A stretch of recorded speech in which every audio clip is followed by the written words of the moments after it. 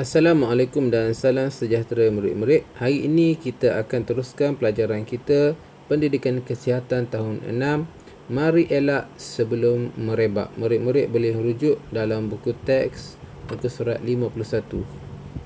Okey, penyakit bawaan makanan dan penyakit bawaan air biasanya merebak melalui makanan dan air yang tercemar. Kita tengok keracunan makanan dulu. Cara merebak keracunan makanan adalah makanan dan air yang tercemar dengan racun atau toksis boleh jadi bakteria yang berbahaya, bahan kimia dan benda asing. Yang kedua, pengendalian makanan yang tidak sempurna. Dan yang ketiga, ejen pembawa seperti lalat, tikus dan lipas. Okey, cara mencegahnya adalah makan makanan dan minum air yang bersih, penyimpanan makanan sejuk beku serta cara mengendalikan makanan yang betul. Kemudian jaga kebersihan diri dan peralatan. Okey, kita tengok biasanya keracunan makanan ni, makanan yang dimakan dia kotor. Kotor ni bukannya maksud nampak kotoran tu. Dia dihinggapi lalat.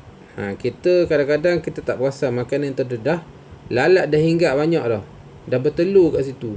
Tapi tiba-tiba kita datang, lalat tu dah tak ada, tapi banyak telur lalat dan juga bakteria lain yang sebenarnya yang hinggap dekat makanan kita. Sebab tu bila kita nak tinggalkan makanan, pastikan tertutup.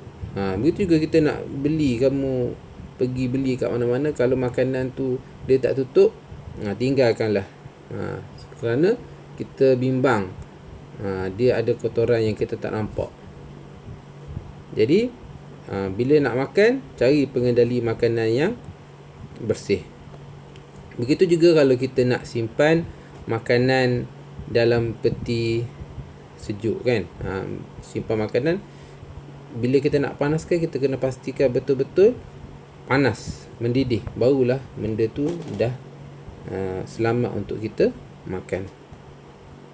Kemudian yang kedua adalah taun ataupun kolera.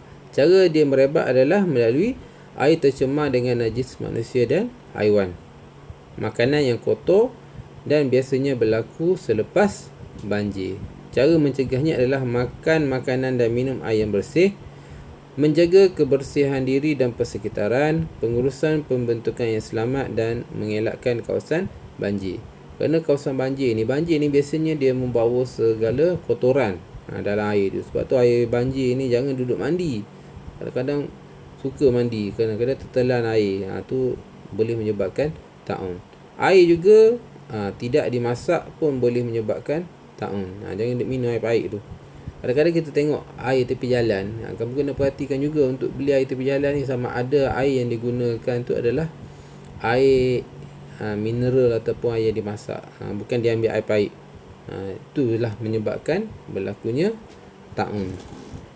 Seterusnya adalah hepatitis A. Cara merebak dia adalah melalui makanan dan air yang mendapat sentuhan langsung daripada pengidap atau pembawa hepatitis A. Jadi dia hepatitis A ni kalau kat hospital pun biasanya dia akan asingkan lah, kerana dia takut ada jangkitan. Okay, cara mencegah adalah makan makanan dan minum air yang bersih, kawalan persekitaran dan pengendali makanan, diberi vaksin. Orang yang nak kendalikan makanan tu perlu ada vaksin hepatitis. Sebab tu vaksin ni penting juga sebenarnya untuk perlindungan. Baik, seterusnya adalah demam kepialu ataupun typhoid. Cara dia merebak adalah makanan dan air tercemar dengan najis dan muntah membawa kuman kepialu, dan juga pengendali makanan yang dijangkiti. Cara mencegah dia adalah dapatkan vaksin, elakkan sentuhan langsung dengan pesakit kepialu, makan makanan dan minum air yang bersih, elakkan makan makanan mentah. Okey, makanan mentah. Sebenarnya pengendali makanan, kalau kamu nak tahu, di kantin, kantin lah, cikgu ceritakan kat kantin lah, sebab kantin ni dekat dengan kamu. Kalau dekat sekolah kantin ni, pengusaha kantin dia wajib cucuk vaksin typhoid ni. Kalau tak, dia tak akan dapat meniaga di sekolah, di kantin sekolah. Begitu juga dengan peniaga tepi jalan yang untuk dapatkan lesen mesti ada vaksin. vaksin typhoid ni. Kerana dia nak elakkan lah ada penyakit kepialu ni, dan juga boleh menyebabkan orang yang beli tu akan terkena jangkitan. Seterusnya adalah disenteri ataupun cerit birik berdarah. Cara merebak adalah makan makanan dan air yang tercemar.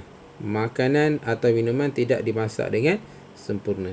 Okey, cara cegah adalah makan makanan dan minum air bersih atau dimasak dengan sempurna, penyediaan dan pembuatan makanan yang betul.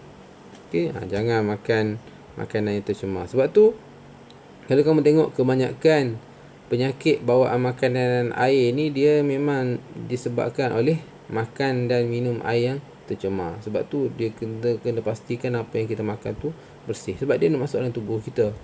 Jadi mestilah kita kena makan yang bersih saja.